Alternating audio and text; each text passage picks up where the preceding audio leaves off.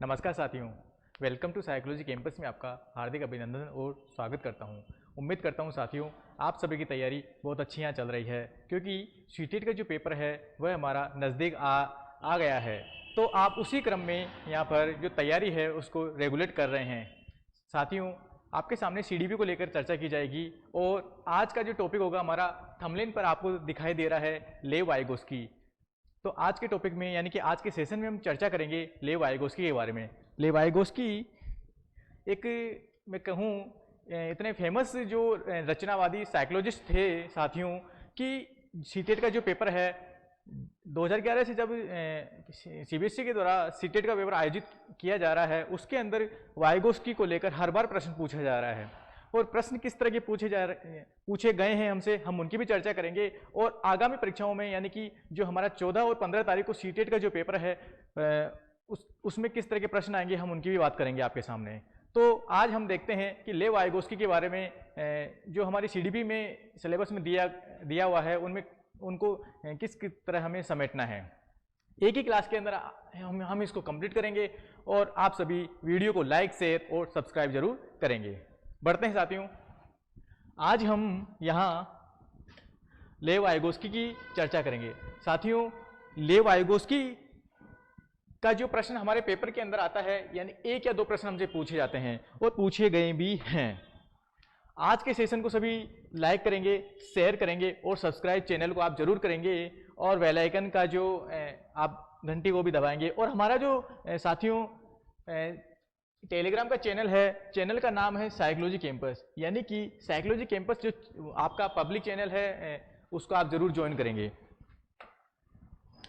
बात करते हैं आज के क्लास की, यानी कि लेव वाइगोस्की। साथियों, लेव वाइगोस्की जो कि अपने आप में एक रूस के मनोवैज्ञानिक थे। कहाँ के थे? पहले हम बात करेंगे रूस की। एक बार एग्जाम पूछा गया है कि जो लेव वाइगोस्की है वो कहाँ के वैज्ञानिक हैं। साथियों, ये है रूस की, यानी कि मैं बात करूं रूस के कौन से वैज्ञानिक हैं साथियों, तो ये है रचनावादी मनोवैज्ञानिक। यानी कि हमने जीन पियाजे को भी रचनावादी बताया और जो वाइगोस्की हैं वो भी रचनावादी हैं। रचनावादी का मतलब है कि ये है बच्चों में किस तरह की एक्टिविटी करवाते हैं, ये बताते हैं कि बच्चे सक्रिय होकर सीखते हैं, बच्चे ज्ञान का जो निर्माण है खुद करते हैं। तो ये जो रचनावादी जो मनोवैज्ञानिक होते हैं वो यही करवाते हैं, यानी कि बच्चों के अंदर सृजनात्मक क्षमता, क्रिएटिव जो थिंकिंग होती है वह पैदा करते हैं कि बच्चा अपसारी जो अभिसारी दो चिंतन होते हैं ना, तो अपसारी चिंतन के माध्यम से बच्चा ज़्यादा से ज़्यादा चीज़ों को कनेक्ट करे, सीखे और तर्क वितर्क के माध्यम से समस्या समाधान करे। रचनावादी मनोवैज्ञानिक थे कौन? लेव वाइगोस्की। साथियों, जन्म 1896 के अंदर हुआ था, कभी भी नहीं पूछा गया है और नहीं पूछा जाएगा। हमें ये ध्यान नहीं रखना है, केवल हमें यह रखना है कि कौन से देश से संबंधित हैं। इनके द्वारा एक महत्वपूर्ण सिद्धांत दिया गया है। सिद्धांत कौन सा है साथियों? यह सामाजिक और सांस्कृतिक सिद्धांत है। सामाजिक यानी कि सोशियो कल्चर जो थ्योरी है वह किसके द्वारा दी गई है?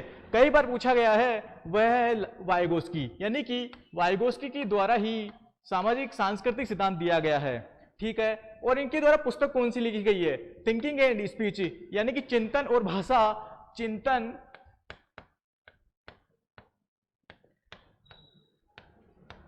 और भाषा पुस्तक, चिंतन और भाषा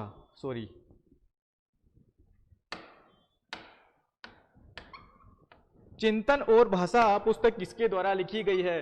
तो आप यहां क्या जवाब दोगे? वाइगोस्की। ठीक है साथियों, अब वाइगोस्की कहते हैं कि वाइगोस्की क्या कहते हैं कि जो बच्चे होते हैं वो सक्रिय ज्ञान का क्या होते हैं साथियों? ज्ञान का निर्माता होते हैं। यानी कि बच्चे जो होते हैं एक्टिव लर्नर होते हैं और ज्ञान का निर्माण खुद पे खुद करते जाते हैं। अब ये तो एक ही बात कहते हैं कि बच्चा समाज के माध्यम से ही सीखता है, संस्कृति के माध्यम से सीखता है और उसी के अनुसार क्या करता है? अधिगम करता है, यानी कि सीखता जाता है। उसके बाद क्या होता है? डेवलपमेंट होता है, यानी कि बच्चा पहले अधिगम करेगा उसके बाद ही यहाँ पर विकास होगा। लेकिन जीन पियाजे क्या कहते हैं कि बच्चे का पहले यहाँ पर डेवलपमेंट होता है उसके बाद अधिगम होता है। ये दोनों में डिफरेंस है, अभी हम आगे देखने वाले हैं। तो बच्चे सक्रिय ज्ञान का निर्माता होते हैं और संसार के बारे में अपने सिद्धांतों की क्या करते हैं? रचना करते हैं। यानी कि रचनावादी जो मनोवैज्ञानिक होते हैं तो वो बच्चों में सक्रिय ज्ञान के माध्यम से क्या करवाते हैं, अपने कॉन्सेप्ट बनाना शुरू कर देते हैं, रचना करना शुरू कर देते हैं बच्चे। तो अब आगे इनके द्वारा कौन कौन सी सिद्धांत, कौन कौन सी थ्योरी इनके द्वारा दी गई हम देखते हैं। वाइगोत्स्की के 3 महत्वपूर्ण पहलू साथियों बहुत इंपॉर्टेंट है और कई बार एग्जाम में पूछा भी गया है और मोस्ट इंपॉर्टेंट हम इसको कहेंगे, यानी कि हम इंपॉर्टेंट इसको कहेंगे क्योंकि इनमें से ही प्रश्न आपके डायरेक्ट पूछ लिए जाते हैं। SCL मतलब है कि एस का मतलब सोशल इंटरेक्शन, यानी कि समाज या सामाजिक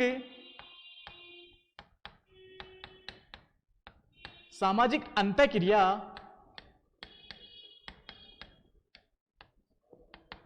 सामाजिक अंतःक्रिया के माध्यम से बच्चा क्या करता है, सीखता है। यानी कि अब समाज के अंदर साथियों उस बच्चे का विद्यालय भी आ जाएगा, परिवार भी आ जाएगा, आस पड़ोस भी आ जाएंगे, रिश्तेदार भी आ जाएंगे, बच्चे की मित्र मंडली सब आ जाएगी। तो इन सभी के माध्यम से बच्चा क्या करता है, सीखता है और उसके बाद ही क्या करता है, उसका बच्चे का डेवलपमेंट यहाँ पर होता है। ये कहते हैं हमारे वाइगोत्स्की कहते हैं कल्चर, यानी कि संस्कृति के माध्यम से भी बच्चा क्या करता है, अब अधिगम करता है। यानी कि हमारे जो भारत है साथियों, हमारे भारत के अंदर अनेक विविधताओं का देश है, यानी कि हर जगह अलग अलग संस्कृतियां हमें देखने को मिलती है। तो बच्चा जिस संस्कृति में होगा उसका डेवलपमेंट उसी के अकॉर्डिंग होगा। ये तो नहीं है कि पूर्वांचल का बच्चा अपने पश्चिमी राजस्थान में होगा तो उसका डेवलपमेंट, हम उसमें कंपैरिजन करेंगे तो दोनों का अलग अलग डेवलपमेंट हमें अलग अलग देखने को मिलेगा, एक जैसा नहीं है। तो इंडिविजुअल डिफरेंट के अकॉर्डिंग बच्चे का जो विकास होगा सबका अलग अलग हमें देखने को मिलता है। तो सबकी कल्चर, संस्कृति हमें जो अलग अलग डेवलपमेंट यहाँ पर हमें देखने को मिलता है। अब लैंग्वेज के बारे में इन्होंने कहा है कि भाषा का जो विकास होता है वह समाज और संस्कृति के माध्यम से होता है। यानी कि बच्चा जिस भी समाज में रहेगा, जिस संस्कृति में रहेगा, उसी के अकॉर्डिंग बच्चे का क्या, कौन सा डेवलपमेंट होगा, भाषा का विकास होगा, यानी कि लैंग्वेज डेवलपमेंट बच्चे का होगा। साथियों जो भाषा, यानी कि बच्चा सबसे पहले अपने परिवार के अंदर, यानी कि जो मदर टंग सीखता है, सबसे पहले अपनी माता से सीखता है, फिर परिवार के अन्य सदस्यों से सीखता है। यानी कि जब बच्चा अपनी मातृभाषा को लेकर विद्यालय के क्लासरूम में आएगा तो उसको एक टीचर के द्वारा जो मातृभाषा को ही आगे बढ़ाना है, मातृभाषा के माध्यम से ही बच्चों को क्या हिंदी यानी कि अनेक सारी भाषाओं का ज्ञान करवाना है। तो हमारी जो नई शिक्षा नीति भी यही कहती है कि बच्चों को मातृभाषा में ज्ञान दिया जाएगा, यानी कि नॉलेज दी जाएगी, एजुकेशन दी जाएगी कक्षा 1 से 5वीं तक, यानी कि प्राइमरी लेवल के अंदर मातृभाषा के माध्यम से ही बच्चों को क्या करना है, सिखाना है, हर चीज को बच्चों को ज्ञान करवाना है। ठीक है साथियों। अब वाइगोत्स्की कहते हैं कि भाषा का विकास सामाजिक अंतःक्रिया से होता है। किसके माध्यम से होता है, दिमाग में एक ही चीज रट लो, फिक्स कर लो कि अगर जहां भी सामाजिक और सांस्कृतिक अंतःक्रिया हमें देखने को मिलेगी वह किसका होगा, वाइगोत्स्की का ही होगा। वाइगोत्स्की ने सामाजिक सांस्कृतिक जो सिद्धांत दिया है उसके अंदर केवल समाज की और संस्कृति की बात की है। किसके माध्यम से, भाषा के माध्यम से, भाषा के माध्यम से इन्होंने जोड़ा है हर चीज को। अब देखते हैं आगे इन्होंने क्या बताया है। साथियों वाइगोत्स्की ने यहां 2 बड़े महत्वपूर्ण कॉन्सेप्ट दिए हैं। 2 बड़े महत्वपूर्ण कॉन्सेप्ट कौन कौन से दिए हैं, देखिए पहला आपके सामने है ZPD यानी कि जॉन प्रॉक्सिमल डेवलपमेंट। इसे हम कहेंगे समीपस्थ या फिर निकट विकास का क्षेत्र। डायरेक्ट पूछा गया है कि निम्न में से वाइगोत्स्की के द्वारा कौन सा कॉन्सेप्ट दिया गया है। ऑप्शन में ZPD भी आपको देखने को मिलेगा और 3 अलग आपको देखने को मिलेंगे, तो आपको टिक लगाना है समीपस्थ विकास या फिर निकट विकास का क्षेत्र। अब ये होता क्या है हम देखते हैं इसके बारे में। वास्तविक विकास के स्तर तथा संभावित विकास के स्तर के बीच के अंतर को समीपस्थ विकास का क्षेत्र कहा जाता है, ZPD कहा जाता है। और अच्छे से उदाहरण हम देखते हैं। दूसरा नंबर का यहाँ है इसके फोल्डिंग। कई बार पूछा गया साथियों, कई बार पूछा गया है और पूछा भी जाएगा। इसे कहते हैं पाड़ ढांचा या फिर इसे मचान भी कह देते हैं।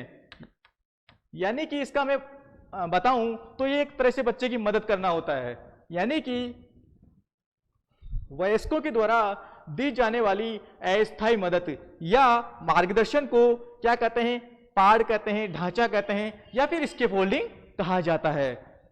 अब आप उदाहरण के माध्यम से देखिए कि जब बच्चे को साइकिल चलाना यहाँ पर सीखना है तो बच्चे को क्या करना पड़ेगा कि बच्चा यहाँ पर बच्चे की जो मदर है वो क्या कर रही है, हेल्प कर रही है, यानी कि बच्चा साइकिल चला सकता है, लेकिन अगर उसे थोड़ा सा अगर सपोर्ट मिल जाए तो वो अच्छे से साइकिल चलाना सीख जाएगा। तो यहाँ मदर, जो बच्चे की मदर है वो बच्चे की यहाँ पर हेल्प कर रही है, एक मदद कर रही है, तो वो किसका रूप हो जाएगा साथियों, इसके फोल्डिंग का यहाँ पर हो जाएगा। अब एक एग्जाम्पल और देख लेते हैं अपन, यानी कि हमारा सीटेट का पेपर है, सीटेट के पेपर के अंदर हमें 150 में से कितना नंबर लाना है साथियों, 150 में से हमें 90 पे हमारा क्या हो जाता है, सीटेट क्लियर हो जाता है। सीबीएसई ने एक मानक यहाँ पर तय कर रखा है।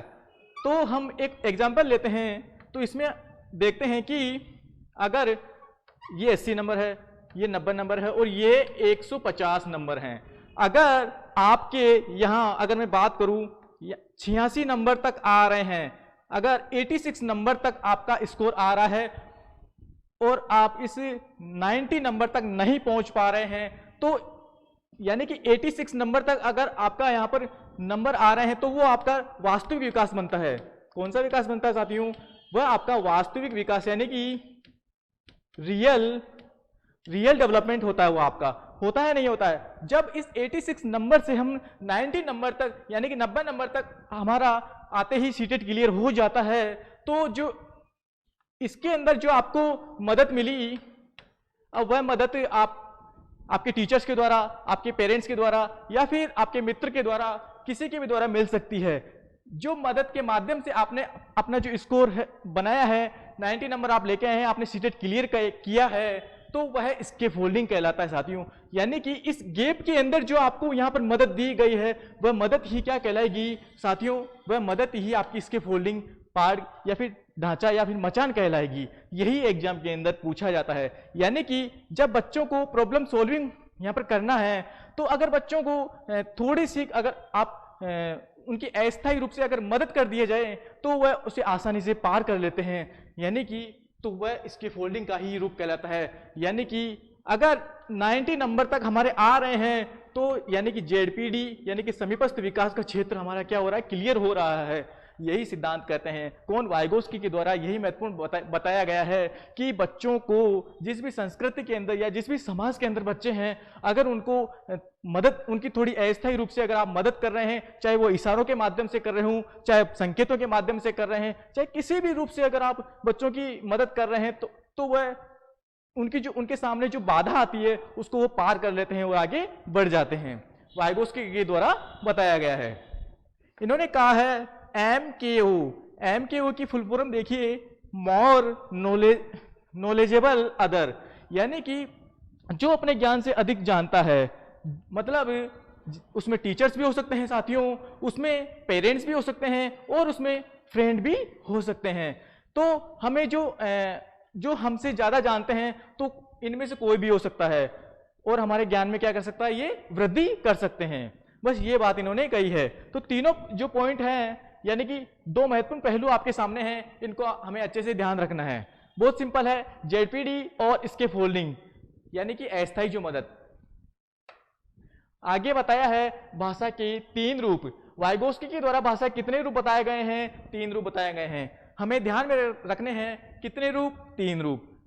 पहला है सामाजिक वाक यानी कि सोशल स्पीच। साथियों सोशल स्पीच, इसके अंदर क्या होता है कि दो से ऊपर के जो दो वर्ष से ऊपर के जो बच्चे होते हैं वह अपने जो समाज के अंदर क्या करने लग जाते हैं, दुनिया में मतलब क्या करने लग जाते हैं, बातें करने लग जाते हैं।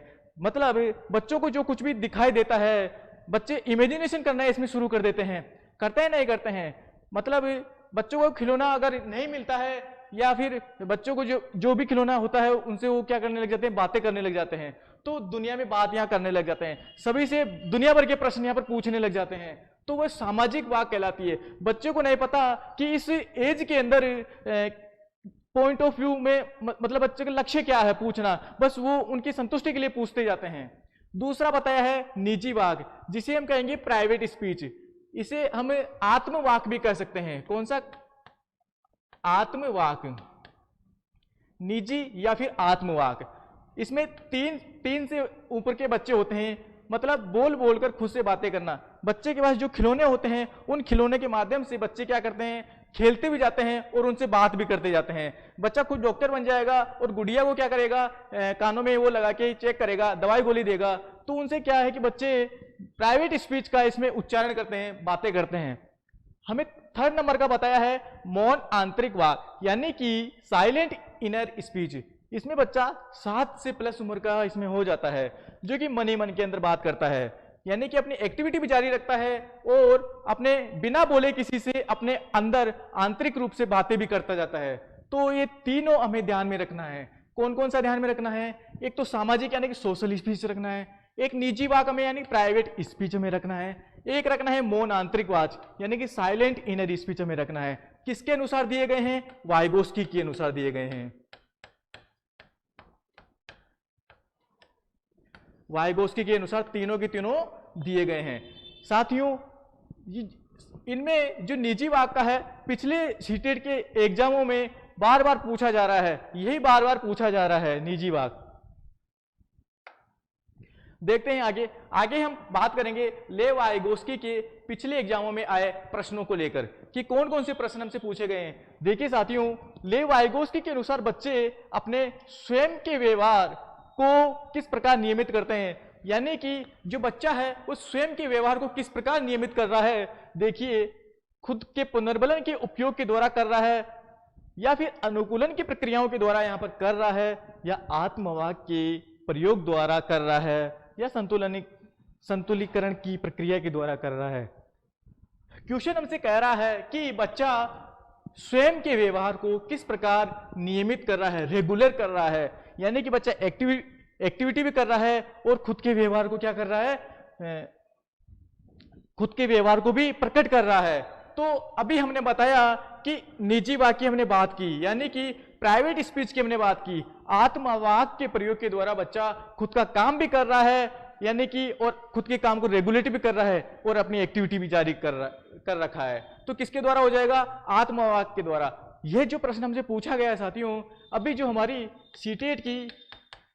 सीटेट की जो 7 जुलाई को पेपर हुआ था 2024, 7 जुलाई 2024 को पेपर हुआ था, उसमें ये डायरेक्ट हमसे पूछा गया था लेव वाइगोस्की को लेकर। अगला प्रश्न है, लेव वाइगोस्की के अनुसार भाषा और विचार के बीच क्या संबंध है, यानी कि भाषा और अगर विचार के बीच संबंध हमसे पूछा गया है कि क्या संबंध है। देखते हैं, भाषा और विचार विकास की जटिल विनिमय प्रक्रियाएं हैं। भाषा विचार को आकार नहीं देती है, जी नहीं, आकार देती है। विचार भाषा को आकार देते हैं, या फिर भाषा और विचार एक दूसरे से स्वतंत्र हैं। वाइगोस्की के अनुसार हमसे पूछा गया है साथियों कि भाषा और विचार के बीच क्या संबंध है, तो इसमें फर्स्ट ऑप्शन ही राइट हो जाएगा कि जो भाषा और विचार है, यानी कि लैंग्वेज और थिंकिंग है, विकास की जटिल विनिमय प्रक्रिया हैं, दोनों ही आपस में अंतर संबंधित हैं और हमें भाषा सीखने के लिए क्या करना पड़ेगा? चिंतन करना पड़ेगा, तभी तो हम आपस में कम्युनिकेशन कर पाएंगे। तो वाइगोस्की के अनुसार कौन सा इसमें हो जाएगा? फर्स्ट ऑप्शन राइट हो जाएगा।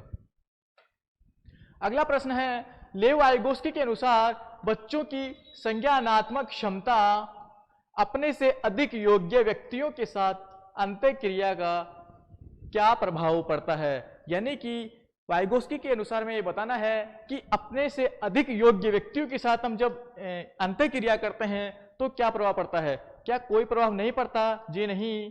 नकारात्मक प्रभाव पड़ता है? जी नहीं। सुसाधित होती है या फिर घटती है? सीधा सा ऑप्शन है साथियों, सुसाधित होती है, यानी कि फैसिलिटेटर का काम करती है। यानी कि हमने जब जस्ट अभी पढ़ा ही है, MKO हमने पढ़ा है।